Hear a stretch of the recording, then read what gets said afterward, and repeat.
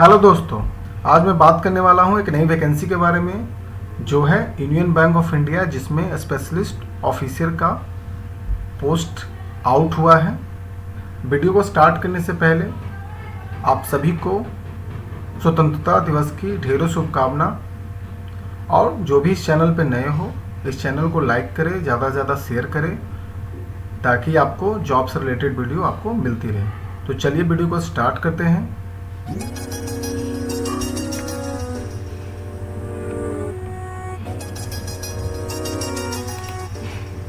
तो union bank of India में एक नई वैकेंसी आई है जो है स्पेशलिस्ट ऑफिसर के बारे में, जिसमें डिफरेंट पोस्ट हैं। फर्स्ट पोस्ट की बात करें तो सीनियर मैनेजर है जो रिस्क का है, जिसमें नंबर ऑफ वैकेंसी 60 है। सेकेंड पोस्ट आपका है मैनेजर रिस्क, जिसमें नंबर ऑफ वैकेंसी 60 है। थर्ड है मैनेजर सिविल इंजीनियर्स रिलेटेड, जिसमें नंबर ऑफ वैकेंसी 7 है। मैनेजर है आर्किटेक्ट, जिसमें नंबर ऑफ वैकेंसी 7 है। फिफ्थ में है मैनेजर इंजीनियर इलेक्ट्रिकल का बारे में, जिसमें नंबर ऑफ वैकेंसी 2 है। सिक्स नंबर है मैनेजर प्रिंटिंग टेक्नोलॉजिस्ट, जिसमें नंबर ऑफ वैकेंसी 1 है। मैनेजर फॉरेक्स में है आपका 50 नंबर ऑफ वैकेंसी। और मैनेजर चार्टर्ड अकाउंटेंट में है number of vacancy 14। Assistant manager है जो टेक्निकल ऑफिसर के बारे में है, जिसमें है नंबर ऑफ वैकेंसी 26।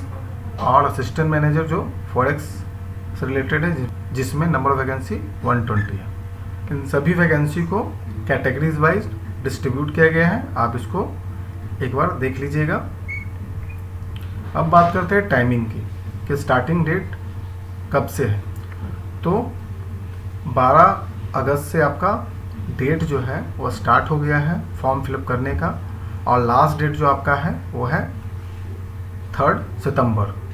तो डेट को ख़त्म होने से पहले ही आप इसको फिलअप कर दीजिएगा, लास्ट डेट का इंतज़ार नहीं करिएगा। अब बात करते हैं एलिजिबिलिटी क्राइटेरिया की। तो नेशनलिटी की बात करें, सिटीजनशिप की बात करें तो सिटीजन ऑफ इंडिया होना चाहिए, सब्जेक्ट ऑफ नेपाल होना चाहिए, भूटान होना चाहिए, तिब्बतन होना चाहिए। और जो भी कैंडिडेट माइग्रेंट है, Pakistan, Burma, Sri Lanka, Kenya, Uganda, इन सभी से, तो वो एलिजिबल है भरने के लिए। अब बात करते हैं एज, educational qualification and post qualification work experience के बारे में। फर्स्ट पोस्ट की बात करें तो नंबर ऑफ वैकेंसी है जिसमें 60 है, और जो पोस्ट है सीनियर मैनेजर रिस्क का है, जिसमें एज क्राइटेरिया है आपका मिनिमम 30 ईयर और मैक्सिमम 40 ईयर।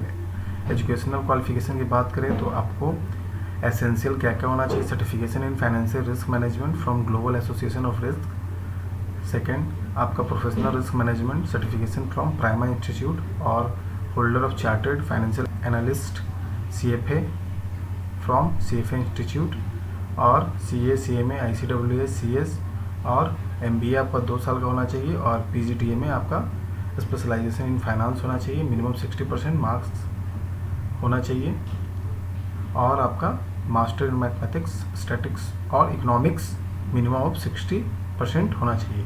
यानी इनमें से कोई भी आपके पास एक डिग्री होना चाहिए।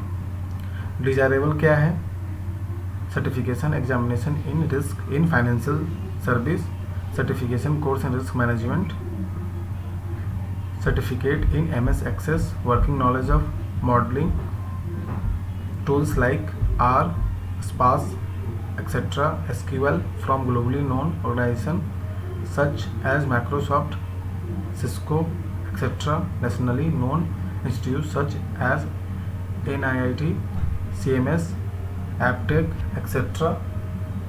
आपके पास सर्टिफिकेट होना चाहिए।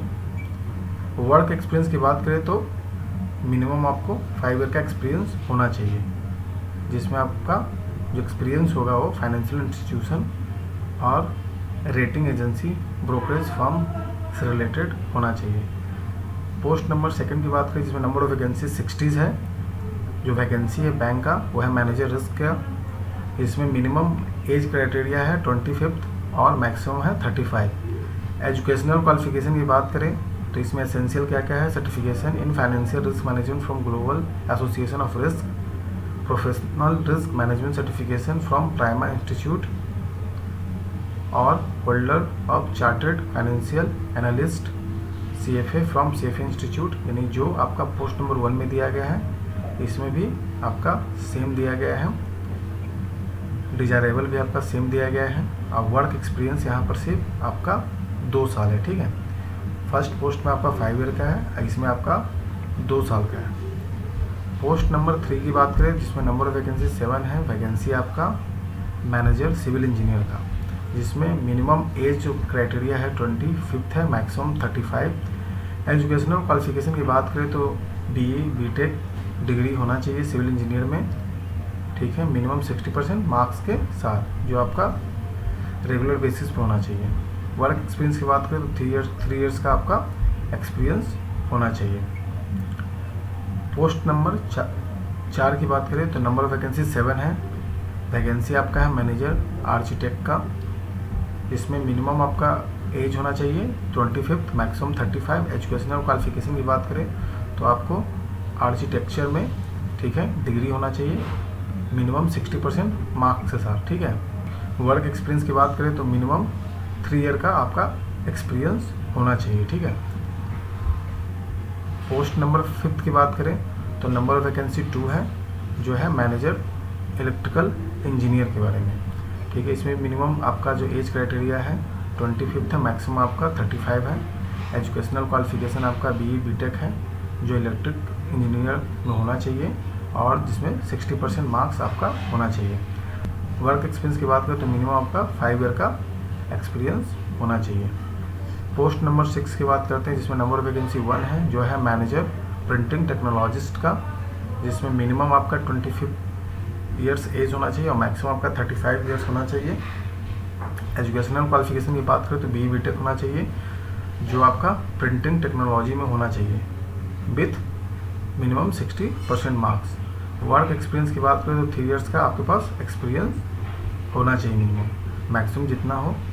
पोस्ट नंबर 7 की बात करें तो नंबर ऑफ वैकेंसी 50 है, जिसमें आपको मैनेजर फॉरेक्स पे अपॉइंट किया जाएगा, जिसमें मिनिमम आपका एज क्राइटेरिया है 25, मैक्सिमम आपका एज क्राइटेरिया 35। एजुकेशनल क्वालिफिकेशन की बात करें तो आपका ग्रेजुएट होना चाहिए any discipline from university institute of board, ठीक है, या आपके पास MBA मिनिमम 2 इयर्स का होना चाहिए, PGDBA होना चाहिए, PGDBM होना चाहिए, PGPM होना चाहिए या PGDM होना चाहिए, ठीक है, 60% मार्क्स के साथ होना चाहिए, ठीक है। और आपका सर्टिफिकेट कोर्स होना चाहिए फॉरेक्स में, जो IIBF का होना चाहिए। वर्क एक्सपीरियंस का बात करें तो 3 इयर्स का आपके पास एक्सपीरियंस होना चाहिए, किसमें, पब्लिक और प्राइवेट बैंक सेक्टर में, ठीक है। पोस्ट नंबर 8 की बात करें जिसमें नंबर ऑफ वैकेंसी 14 है, और जो है पोस्ट मैनेजर चार्टर्ड अकाउंटेंट का, तो मिनिमम आपका 25 एज होना चाहिए, मैक्सिमम आपका 35 होना चाहिए। एजुकेशनल क्वालिफिकेशन की बात करें तो आपको CA कंप्लीट होना चाहिए, और वर्क एक्सपीरियंस की बात करें तो 2 ईयर आपका एक्सपीरियंस होना चाहिए as a CA in bank, NBFC, ठीक है, क्रेडिट रेटिंग एजेंसी में। पोस्ट नंबर 9 की बात करें जिसमें नंबर ऑफ वैकेंसी 26 है, जो है असिस्टेंट मैनेजर का टेक्निकल ऑफिसर। एज की बात करें तो 20 आपका मिनिमम होना चाहिए, मैक्सिमम आपका 30 होना चाहिए। एजुकेशनल क्वालिफिकेशन की बात करें तो degree in engineering in civil, electrical, mechanical, production, ठीक है, आपका इसी सब में डिग्री होना चाहिए और 60% मार्क्स के साथ होना चाहिए। इसमें कोई भी आपका एक्सपीरियंस नहीं दिया गया है, यानी या फ्रेशर भी भर सकते हैं। पोस्ट नंबर 10 की बात करें इसमें नंबर वैकेंसी 120 है, असिस्टेंट मैनेजर फॉरेक्स, जिसमें मिनिमम आपका एज क्राइटेरिया 20, मैक्सिमम आपका 30 है। एजुकेशनल क्वालिफिकेशन की बात करें तो कोई भी ग्रेजुएट या अप्लाई कर सकता है, एनी ग्रेजुएट अप्लाई कर सकता है, या आपका फुल टाइम MBA होना चाहिए 2 ईयर का, PGDBA, PGDM, PGPM, PGDM होना चाहिए विथ 60% मार्क्स, ठीक है, और आपके पास सर्टिफिकेट होना चाहिए फॉरेक्स कोर्स का, ठीक है, IIBF के द्वारा, ठीक है। अब बात करते हैं एक्सपीरियंस सर्टिफिकेट के बारे में। तो जो भी कैंडिडेट, ठीक है ना, ओनली फुल टाइम एक्सपीरियंस ही या परमानेंट एक्सपीरियंस ही काउंट किया जाएगा, ठीक है। The copies of appointment letter, salary certificate, pay slip आपका जो भी है वो एक्सेप्टेबल नहीं है एक्सपीरियंस सर्टिफिकेट के लिए। तो जो भी कैंडिडेट अगर रेगुलर वे में काम कर रहे हैं उन्हीं को कंसीडर किया जाएगा। एज रिलैक्सेशन की बात करें तो आपका SC/ST जो है 5 ईयर रिलैक्सेशन दिया जाएगा। OBC नॉन क्रीमी लेयर को 3 ईयर का रिलैक्सेशन दिया जाएगा। PWBD को 10 ईयर का रिलैक्सेशन दिया जाएगा। एक्स सर्विसमैन को आपको 5 ईयर का रिलैक्सेशन दिया जाएगा। जो भी कैंडिडेट अफेक्टेड है 1984 राइट्स में, यानी जो भी सिख दंगे में अफेक्टेड है उनको 5 ईयर का रिलैक्सेशन दिया जाएगा। सर्विस पीरियड की बात करें तो आप जो भी कैंडिडेट सिलेक्टेड होंगे उनको प्रोबेशन पीरियड 2 ईयर के लिए रखा जाएगा, ठीक है, जब आप बैंक में ज्वाइन करेंगे। सर्विस बॉन्ड के बारे में बात करें तो एक आपको बैंक के साथ क्या करना पड़ेगा, एग्रीमेंट बॉन्ड साइन करना पड़ेगा जो 3 ईयर पीरियड्स का होगा, ठीक है, जिसमें आपका 2.5 लाख का जो बॉन्ड का वैल्यू होगा वो 2.5 लाख का होगा, जो आपको बैंक को पेमेंट करना होगा ताकि आप 3 साल से पहले बैंक को ना छोड़ सकें, ठीक है। अगर आप बैंक को 3 साल से पहले छोड़ देते हैं तो ये 2.5 लाख रुपया आपका नहीं मिलेगा। सिलेक्शन प्रोसेस की बात करें तो आपका ऑनलाइन एग्ज़ाम होगा, ठीक है, ग्रुप डिस्कशन होगा और पर्सनल इंटरव्यू होगा। एग्ज़ाम के बारे में बात करें तो आपको एग्ज़ाम में रीजनिंग, मैथ, प्रोफेशनल नॉलेज और इंग्लिश लैंग्वेज से रिलेटेड एग्ज़ाम को पूछा जाएगा, ठीक है, जो आपका 120 मिनट्स का एग्ज़ाम होगा, ठीक है। टोटल नंबर ऑफ जो क्वेश्चन होगा आपका वो 200 का होगा और मार्क्स भी आपका 200 का होगा। क्वेश्चन आपका इंग्लिश और हिंदी में पूछा जाएगा। इसमें आपका एग्ज़ाम में आपका नेगेटिव मार्किंग भी होगा। अब बात करते हैं कि फाइनल सिलेक्शन कैसे होगा। तो पहला जो पॉइंट दिया गया है कि अगर ऑनलाइन एग्जामिनेशन और पर्सनल इंटरव्यू अगर कंडक्ट होता है, ठीक है, तो उसके अनुसार आपका मेरिट लिस्ट तैयार किया जाएगा। जो भी आपका ऑनलाइन एग्ज़ाम होगा, ठीक है, तो उसके अनुसार आपका एक मेरिट लिस्ट तैयार किया जाएगा। उसके बाद आपको इंटरव्यू के लिए बुलाया जाएगा, उसके बाद आपका सिलेक्शन होगा। सेकेंड कंडीशन बोला जा रहा है कि अगर examination not conducted so only personal interview is conducted. तो अगर आपका एग्ज़ाम नहीं लिया जाएगा, ठीक है, और सिर्फ आपका पर्सनल इंटरव्यू लिया जाएगा तो आपके मार्क्स बेसिस पे एक मेरिट लिस्ट तैयार किया जाएगा और उसके अनुसार आपको पर्सनल इंटरव्यू के लिए बुलाया जाएगा, ठीक है, और आपका उसके बाद फाइनल सिलेक्शन होगा।